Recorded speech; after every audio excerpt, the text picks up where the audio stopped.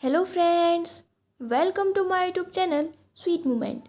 I am here with a new part of Until Next Life. तो friends, last part में मैंने आपको बताया था विंग जेवोजिन का दिया हुआ सिल्वर कलर का रो पहन के लेंजा के पास जाता है। फिर वो दोनों एक दूसरे के साथ अपना कुछ टाइम स्पेंड करते हैं।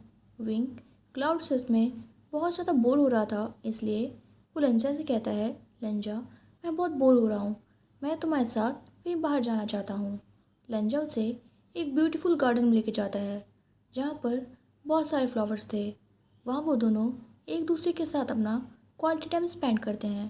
तो फ्रेंड्स, अगर आपने अंटिल नेक्स्ट लाइफ के पहले के पार्ट्स नहीं देखे हैं तो लिंक मैं डिस्क्रिप्शन बॉक्स में दी है, आप वहाँ जाके देख सकते हैं। और अगर आप मेरे चैनल पर न्यू हैं और आपको मेरी वीडियोज़ पसंद आती हैं तो चैनल को सब्सक्राइब और वीडियो को लाइक एंड शेयर करके ही जाइएगा। आज की स्टोरी स्टार्ट करते हैं। आगे की जो स्टोरी है वो मॉडर्न टाइम की है, जहाँ पर वांग जी फर्स्ट टाइम विंग के फादर से मिलने जा रहा था। वो विंग के हाउस पहुँचने के बाद उसे कॉल करके इन्फॉर्म करता है और कहता है कि मैं तुम्हारा वेट कर रहा हूँ। वांग जी को बहुत ज़्यादा नर्वस फील हो रहा था क्योंकि वो फर्स्ट टाइम विंग के फादर से मिलने वाला था। वांग जी को विंग के हाउस में एक बहुत बड़ा गार्डन दिखता है और वो खुद को वहाँ जाने से नहीं रोक पाता। उस गार्डन में बहुत सारे फ्लावर्स थे, पर वांग जी का अटेंशन एक फ्लावर पे जाता है जो सारे फ्लावर से सेपरेटली एक जगह पे प्लांटेड था और वो बहुत ज़्यादा डिफरेंट लग रहा था। वांग जी उस फ्लावर के पास जाता है और स्मेल करता है। फिर वो उस फ्लावर के पेटल्स को टच करने लगता है। तभी वांग जी को एक वॉइस सुनाई देती है, हेलो यंग मैन, तुम यहाँ क्या कर रहे हो? वांग जी जब एक अनफैमिलियर वॉइस सुनता है तो वो पीछे टर्न होता है, जहाँ पर एक मिडिल एज्ड मैन खड़ा था। वांग जी उस आदमी को देख के ग्रीट करता है। उस आदमी की ग्लव्स और एप्रॉन बहुत ज़्यादा डर्टी था, उन पे मिट्टी लगी हुई थी। वांग जी उनसे कहता है, सॉरी अंकल, मैं यहाँ पे बिना आपकी परमिशन के आ गया, मैं बस जा ही रहा हूँ। ओल्ड मैन कहता है, कोई बात नहीं, तुम यहाँ रुक सकते हो। पर वांग जी कहता है, ओ राइट, मेरा नाम वांग जी है, नाइस टू मीटिंग यू। फिर वो स्वीटली स्मेल करते हुए कहता है, आप ज़रूर यहाँ के गार्डनर होंगे। वो ओल्ड मैन कहता है, अच्छा तो तुम यंग मास्टर के फियांसे होगे।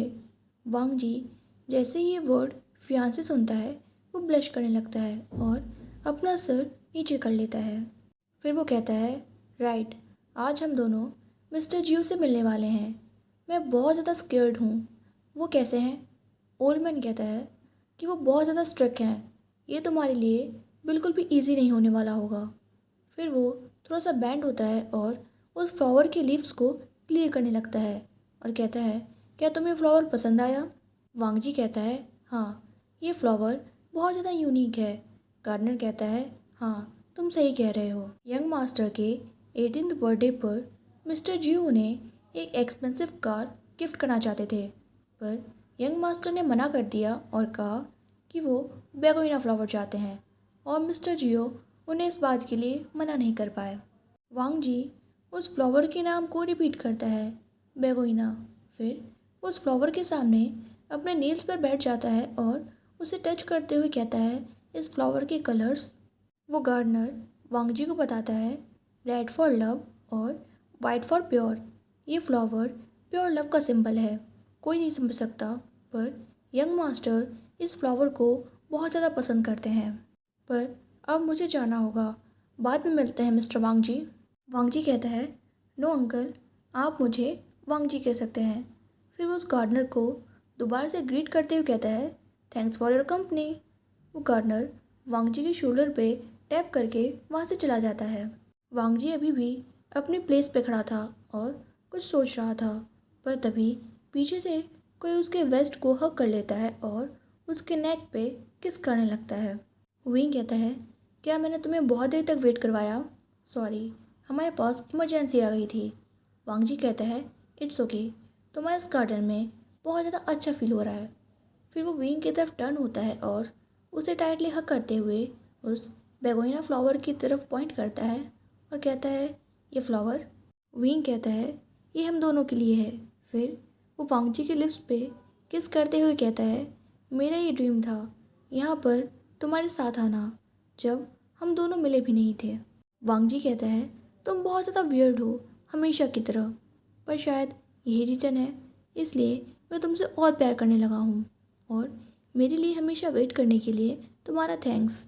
विंग वांगजी के इस वर्ड मेवी पे लाफ करने लगता है। फिर वो कहता है, अच्छा ठीक है, चलो अब डैड से मिलने चलते हैं, वो हमारा वेट कर रहे होंगे। वांगजी पाउट करते हुए कहता है, तुम श्योर हो ना, वो मेरा मर्डर तो नहीं करेंगे ना? विंग कहता है, come on, don't be scared. वो बहुत ज़्यादा स्वीट हैं और दोनों घर की तरफ जाने लगते हैं। वो दोनों एक दूसरे का हाथ पकड़ के हॉल में एंटर होते हैं। वांगजी जैसे ही हॉल में एंटर होता है, वो अपने क्लॉथ्स और हेयर को फिक्स करने लगता है। वो लीफ की तरह ट्रेम्बल हो रहा था। विंग अपने लवर को इस तरह देख के स्वीटली स्माइल करता है और उसे करेज देता है। तभी उन दोनों के सामने जो मिडिल एज्ड मैन खड़ा था वो टर्न होता है। वांगजी जैसे ही उस मैन के फेस को देखता है, वो ऑलमोस्ट फेंट हो गया था, क्योंकि उसे याद आता है ये आदमी तो वही गार्डनर है जिससे वो कुछ टाइम पहले मिला था। वांगजी धीरे से बोलता है, अंकल आप। पर तभी उसे अपने मिस्टेक का रियलाइजेशन होता है और वो कहता है, I mean mister Jio, sorry. Wing अपने डैड को हक कर लेता है। फिर वो उनसे पूछता है, डैड क्या आपने फिर से वही किया? फिर वो वांगजी से कहता है, सॉरी वांगजी, पर डैड की ये एक वियर्ड हैबिट है। वो जिस इंसान से फर्स्ट टाइम मिलने वाले होते हैं उसके सामने वो पुअर होने की एक्टिंग करते हैं। मिस्टर जियो कहते हैं, क्योंकि मैं इस बात में बिलीव करता हूँ, जो लोग पुअर पीपल को भी अच्छे से ट्रीट करते हैं वो प्योर सोल और काइंड हार्टेड होते हैं। मेरी मनी की वजह से कई बार मेरे साथ ऐसा हो चुका है और लोग मुझे चीट कर चुके हैं। फिर वो विंग की हेयर्स को रफ करते हुए स्वीटली स्माइल करते हैं और कहते हैं, इसलिए माय डियर सन, डैड सिर्फ स्मार्ट और केयरफुल हो रहे थे। वांगजी जब अपने गगा और उनके डैड को इतने स्वीटली देखता है तो वो भी स्माइल करता है। विंग पूछता है, तो डैड मेरा वांगजी आपके इस टेस्ट में पास हुआ या नहीं? मिस्टर जियो कहते हैं, हाँ, तुम्हारा वांगजी बहुत ज़्यादा गुड मैनर्ड है। और फिर वो वांगजी को बैठने का इशारा करते हैं। वांगजी विंग की सीट के पास बैठ जाता है और कहता है, आपसे दोबारा मिलके बहुत अच्छा लगा सर।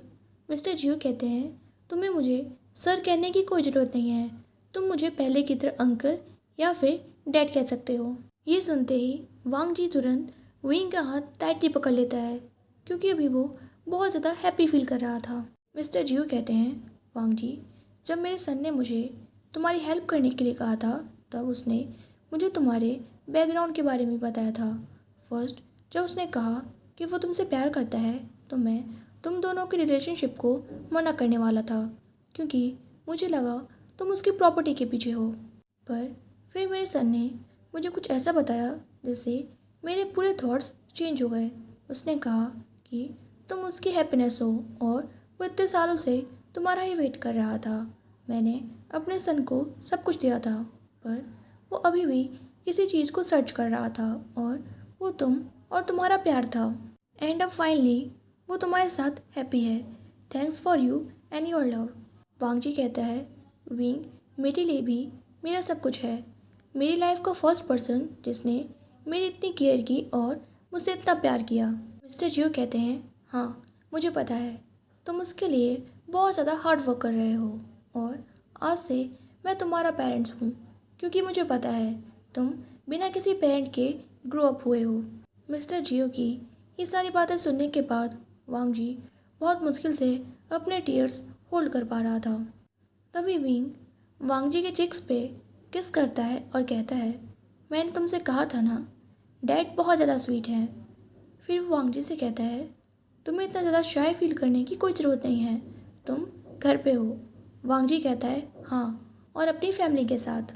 तो फ्रेंड्स, इसके बाद फिर से अब एशियन टाइम की स्टोरी है, जहाँ विंग क्लाउड सिस में घूम रहा था।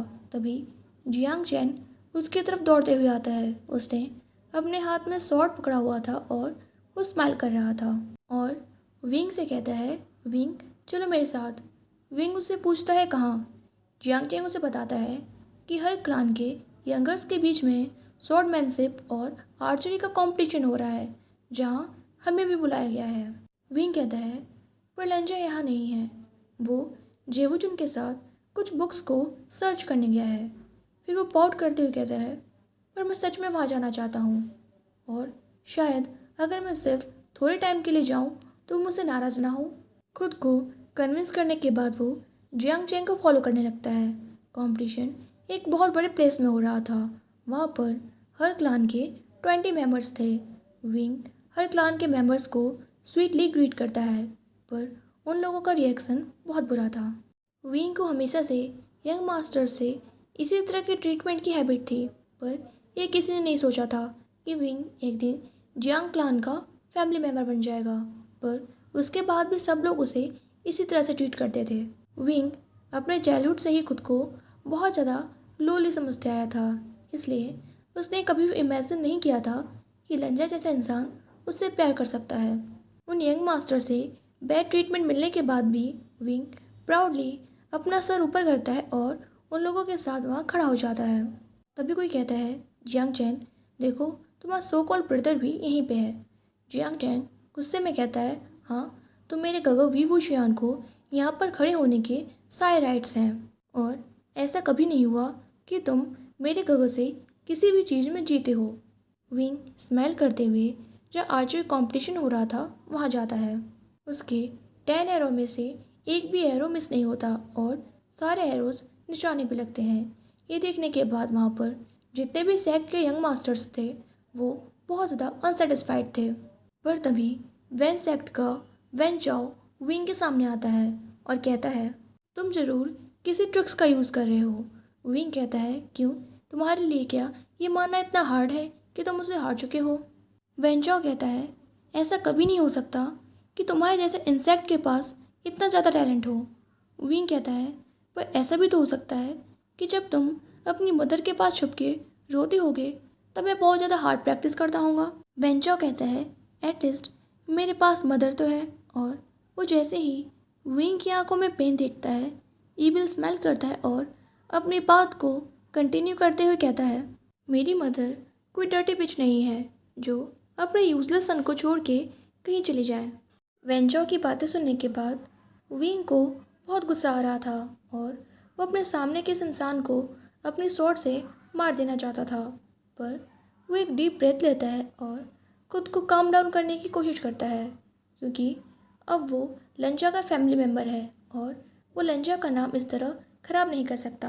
विंग कहता है, मुझे तुम्हारे जैसे ट्रस्ट से कोई मतलब नहीं है जो दूसरों का मजाक बनाना पसंद करते हैं, जैसे तुम बहुत ज़्यादा टैलेंटेड हो। और ये कह के वो टर्न होकर जा ही रहा होता है, पर तभी फिर से वैन चाओ कहता है, ग्रेट हांगवान जुन, तुमने पता नहीं उसके साथ क्या किया और उसे भी खुद के जैसा कट स्लिप बना दिया।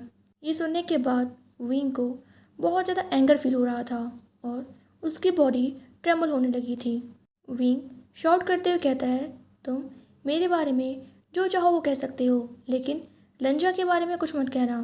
तुम लंजा का नाम लेने के लिए भी क्वालिफाइड नहीं हो। वैन चाओ कहता है, क्यों, हस्बैंड मिलने से पहले वो सबके लिए एक एग्जाम्पल हुआ करता था। और लाउडली लाफ करते हुए कहता है, हाउ फनी, अब लान सेक्ट हर सेक्ट के लिए एक गॉसिप का टॉपिक बन गया है, वो भी सिर्फ तुम्हारी वजह से। जियांग चैन वैन चाओ पे शॉट करते हुए कहता है, शट अप वैन चाओ, और वो विंग को वहाँ से ले जाने की कोशिश करता है, पर तब तक बहुत देर हो चुकी थी। विंग अपनी स्वॉर्ड निकालता है और अपने सामने खड़े उस इंसान का सर उसके धड़ से अलग कर देता है। विंग का पूरा फेस ब्लड से कवर हो गया था और अब कोई उसके ब्यूटीफुल फेस को पहचान भी नहीं पा रहा था।